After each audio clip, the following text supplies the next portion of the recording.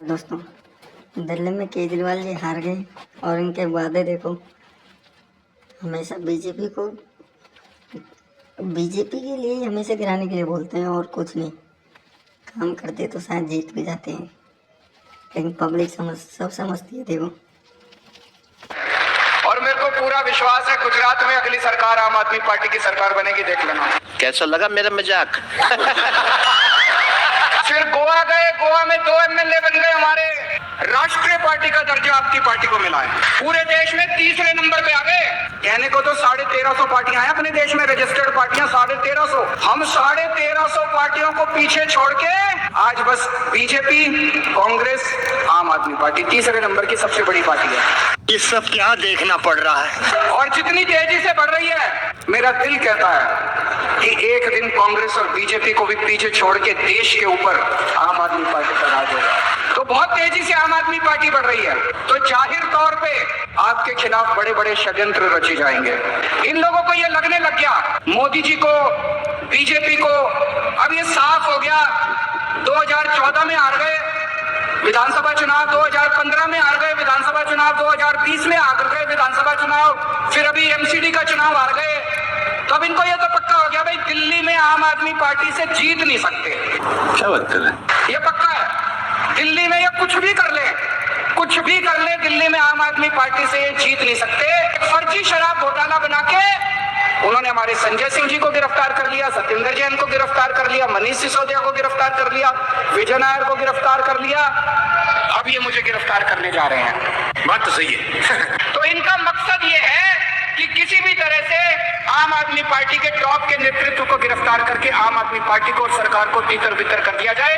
इस तरह से नरेंद्र मोदी जी दिल्ली के अंदर अपनी सरकार बनाना चाहते हैं। उनको पता है चुनाव में नहीं हरा सकते। रुको जरा, सब्र करो।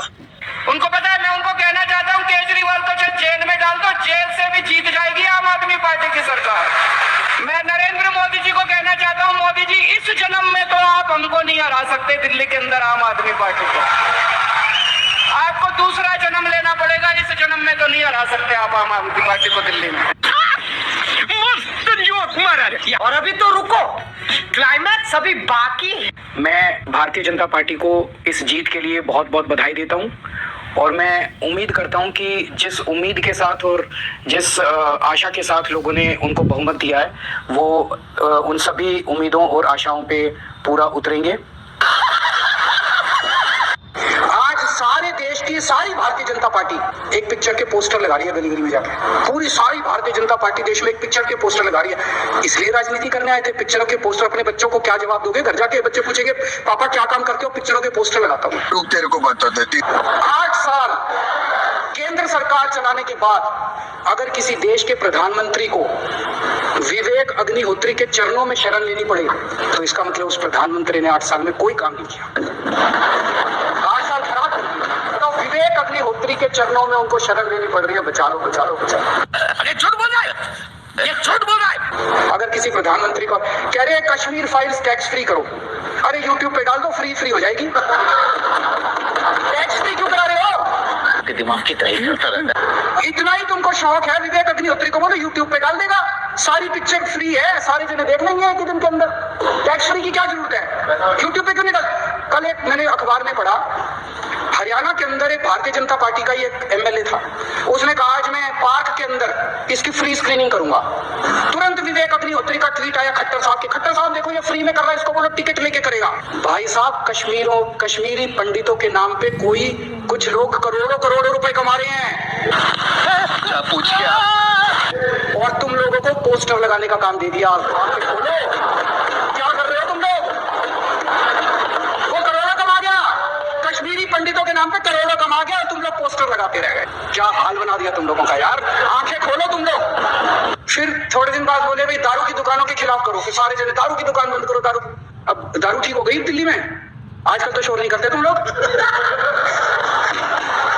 अब कश्मीर फाइल आ गई। मैं भाई, तू वापस जा। पहले कृषि कानून, रोज काम दे रखा है तुमको, कुछ ना कुछ ऊपर से आ जाता है, काम दे रखा है। दारू की दुकान है। मेरा एक ही निवेदन है मेरे बीजेपी के साथियों से, आप तो अपने ही हो, आप तो सब अपने छोटे भाई बड़े भाई, बिदुरी साहब तो बड़े भाई है मेरे, आप तो सारे अपने हो यार, थोड़ा सा देश के बारे में सोचो। एक्टिंग है। थोड़ा देश के बारे में सोचो। हिटलर भी जो था वो कम से कम अपने चमचों को नौकरी देता था, रोजगार देता था। इतिहास उठा के पढ़ो, उसने रोजगार तो दिया था। इन्होंने क्या दिया आपको? आपके बच्चों को नौकरी दी, आपके घर में कोई खाने पीने का इंतजाम करा, आपकी बिजली का इंतजाम करा।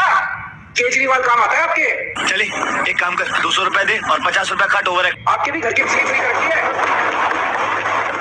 दिल्ली के 12 लाख बच्चों को नौकरी दी है मैंने, स्कूल ठीक कर दिया, अस्पताल ठीक कर दिए।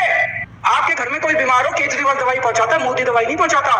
केजरीवाल काम आया। मैं बीजेपी के सारे कार्यकर्ताओं से कहना चाहता हूँ, थोड़ा सा दिमाग खोलो। बीजेपी के सारे सपोर्टर्स को कहना चाहता हूँ, थोड़ा सा दिमाग खोलो। ये भेड़ चाल बंद करो, भेड़ बकरियों की तरह हाँक रहे हैं ये आपको, ये सब बंद करो। दिमाग खोल के सारे जने बीजेपी छोड़ के आम आदमी पार्टी में आ जाओ। शर्म शर्म करो, शर्म।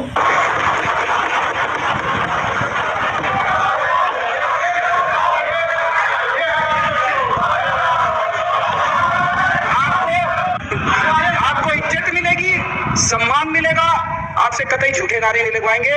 राष्ट्र निर्माण में आपको साथ लेंगे, हम राष्ट्र निर्माण करेंगे आपके साथ मिलके। चल झूठा। ये पोस्टर भी नहीं लगवाएंगे झूठी फिल्मों के। क्या बोला तूने? ये पोस्टर भी नहीं लगवाएंगे झूठी फिल्मों के। ये क्या है? और जो भी करना हो, कम से कम यार ये पिक्चर का प्रमोशन करना तो बंद करो। गंदे लगते हो तुम लोग, अच्छी शोभा नहीं देता आप लोगों को यार। आप अच्छे आदमी हो, कुछ करने आए थे राजनीति में, कहाँ पिक्चर के पोस्टर और प्रमोशन करने में लगा दिया। हमारे यहाँ ऐसा ही होता है भाई, या तो सर्विसेज, हमारा ये मानना है भाई ये सर्विसेज में नहीं आता, ये एजुकेशन में आता है।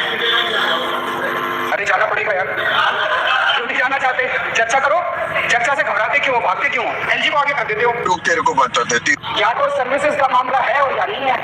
हम मानते हैं एजुकेशन का मामला हम कर सकते हैं, हम अपने ऊपर जिम्मेदारी ले रहे हैं, हम कर सकते हैं और हमने करके दिखा दिया। आज हम सदन में बिल ले आए और आज शाम तक सदन से बिल पास हो जाएगा और एलजी के पास चला जाएगा। अब मेरा ये कहना है, आप लोग कह रहे हो और आपका एलजी कह रहा है। क्या बोला तूने? कह रहे हो और आपका एलजी कह रहा है।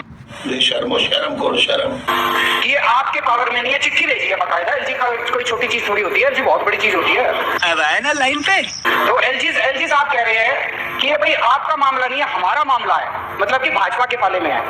हमने अपना काम कर दिया, अब आप अपना काम करके दिखाओ। मान लो, मान लेते हैं एक बार के लिए, हमारा तो ये कहना भाई हम सही है, एजुकेशन का मामला है, सर्विसेज का मामला, लेकिन एक बारी आर्ग्यूमेंट के लिए मान लेते हैं हमारे पाले में नहीं है, गेंद आपके पाले में, आपकी पावर है। तो जो भी प्रोसीजर कर रहे हैं आप प्रोसीजर करा के अब आप करा के दिखाओ ना, जैसे हमने करा के दिखा दिया। I don't know। उनको भाई या तो आप करोगे या हम करेंगे। आज हमारे पावर में जितना काम था हमने सारा काम कर दिया, कैबिनेट से भी पास करा दिया, हाउस से भी पास करा दिया, एलजी के पास भेज दिया। आप इस बिल को नहीं मानते, मत मानो इस बिल को। अब जिस प्रोसीजर से एलजी साहब करना चाहते हैं, आपका एलजी है, आपने अपॉइंट किया, नहीं करे तो निकाल दो कल उसको। बहुत तेज हो रहा है। हटाओ उसको। तो एलजी कहता है कि तुम नहीं कर सकते, मैं करूंगा, तो करना। परेशान हो गए हम लोग 2.5 साल से, ये भी परेशान हो गए, हम भी परेशान हो गए। करो फिर, हमारी पावर है, हमारी पावर है। जब तक हम कह रहे थे करो करो करो करो तो कह रहे थे तुम करो, आज हमने कर दिया तो कह रहे हम करेंगे, तो करो ना भाई। तू समझा? नहीं तू समझा नहीं। क्यों नहीं कर रहे? आपके एलजी साहब अगर असेंबली की पावर है तो आज हो रहा है ये। तो आपकी प्रोसीजर क्या है कि लॉ डिपार्टमेंट का ये नहीं आया तो हमको जनता बेवकूफ है जो हमको चुना था, तो लॉ सेक्रेटरी को ही सुन लेती जनता, वो उप मुख्यमंत्री